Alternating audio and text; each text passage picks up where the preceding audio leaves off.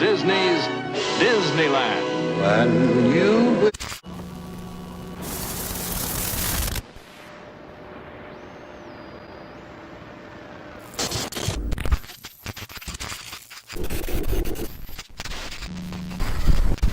Get off, Mickey Mouse. And that his supporting cast should be a duck, a dog, another mouse, and oh yeah, another dog.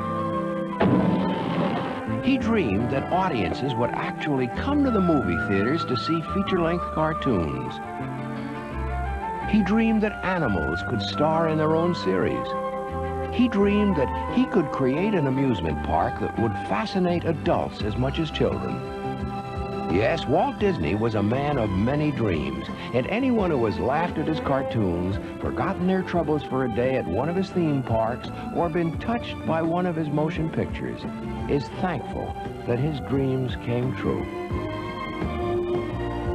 It's only fitting that perhaps his greatest and most ambitious project of all would bear his name, for Walt Disney World is truly a dream come true. It's not known exactly when Walt Disney got the idea for a second Magic Kingdom, but even as Disneyland was experiencing unprecedented success, Walt was envisioning plans for a theme resort complete with hotels and recreational facilities that would serve as a total vacation opportunity for the whole family. Disneyland was a hit, but his newest dream would not be another Disneyland, because Walt Disney was a man who simply would not repeat himself. This was a lesson Walt learned from the Three Little Pigs. In his early career, that cartoon had been an unparalleled success, and it was suggested he make more cartoons featuring his newest stars. But when his sequels, The Big Bad Wolf, Three Little Wolves, and The Practical Pig couldn't come close to the sensation caused by the original, Walt had a new saying to live by: you can't top pigs with pigs. But how could he possibly hope to top Disneyland? Within its first 2 years of operation, it was already considered America's biggest tourist attraction. Most men would have rested on their laurels, but Walt was ready to pursue Project X. He didn't spend a lot of time talking about Disneyland. In fact, he told us in many meetings, he said, look, you guys know how to do a Disneyland. I'm talking about something past Disneyland. And it was very exciting, his concepts, because in my opinion, what Walt was trying to do, he was trying to show how, through the free enterprise system, you could take virgin land and develop it properly and enhance the environment rather than take away from it, and also, frankly, without government subsidy. At the time when I heard about Project X, I was on sort of the public end of show business in Disney. I was working down at Disneyland as a ride operator while in college, and the way people down at that particular level hear about things is usually through 3 or 4 generations of shaman that are passing on down the information. And in my particular case, we heard about Project X as something in a Florida swamp somewhere, and it was very, very sketchy. WED Enterprises, an acronym for Walter Elias Disney, would once again be called upon for its creative and technical know-how. WED was a personal organization Walt formed in order to work on his projects outside the film studio. It had turned Disneyland into reality with a group of talented designers, architects, engineers, craftsmen, and technicians, collectively known as Imagineers. WED Enterprises, which was recently renamed Walt Disney Imagineering, had learned a great deal during the construction and operation of Disneyland. But a new theme park was only the beginning of Walt's newest dream. He had a much bigger concept in mind that would stretch the creative and technical skills of the Imagineers to their limits. With Walt, nothing was ever always right. He felt that you could always improve on things. And again, repeating that intangible quality called perfection, and who knows when you reach it, so you keep reaching. It's been a wonderful reception that you've given us here.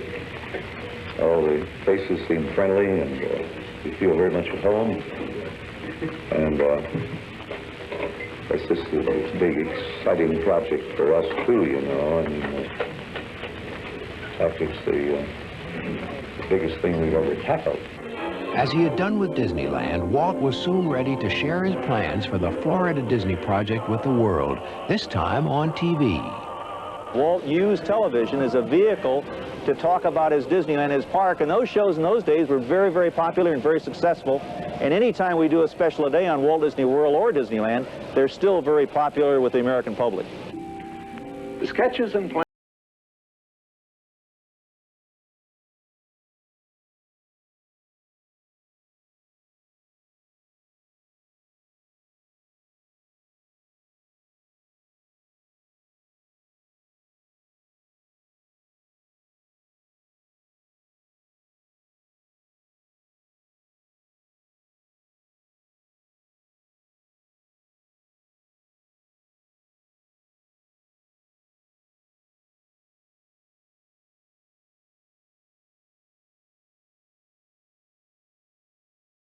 We're now developing a master plan that encompasses the theme park and all the facilities around it that will serve the tourists. Hotels, motels, and a variety of recreation activities. Here in Florida, we have something special we never enjoyed at Disneyland, the blessing of size. There's enough land here to hold all the ideas and plans we could possibly imagine. By far, the most important part of our Florida project, in fact, the heart of everything we'll be doing in Disney World, will be our experimental prototype city of tomorrow. We call it Epcot, spelled E-P-C-O-T, Experimental Prototype Community of Tomorrow. Here it is in larger scale.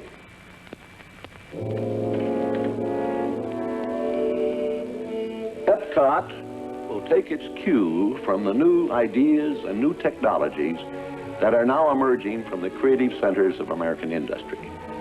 It will be a community of tomorrow that will never be completed, but will always be introducing and testing and demonstrating new materials and new systems. And Epcot will always be a showcase to the world for the ingenuity and imagination of American free enterprise.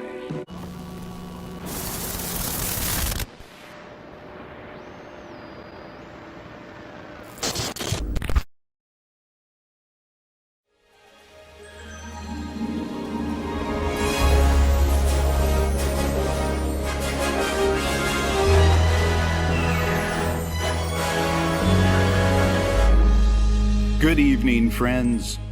Look around you. There is a special magic that flows through this land.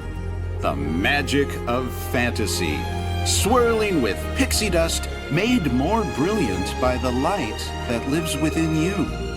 It inspires us to wish upon stars, follow our hearts, and find our happily ever afters. Tonight, as we gather together under the spires of this majestic castle, our dreams ignite the magic to create a beacon shining out and celebrating 50 years of the most magical place on earth.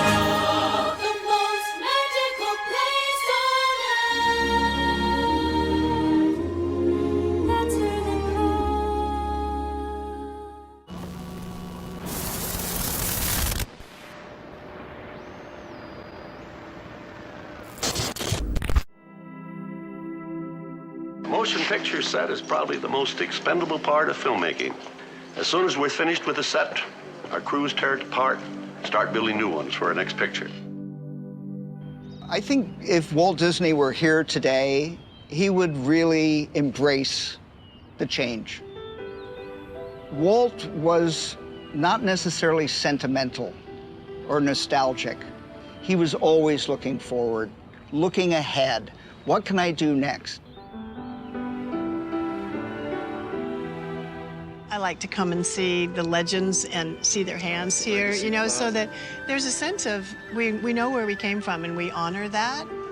We were surrounded by geniuses, you know, really very talented people. But everybody here was creative, so nobody made too big a show of it. Yeah, we grew up around excellence. Yeah. One of the differences between then and now was that somehow Walt seemed to be everywhere. Frank. Frank! Oh, hey. Wait a minute. Get the idea first.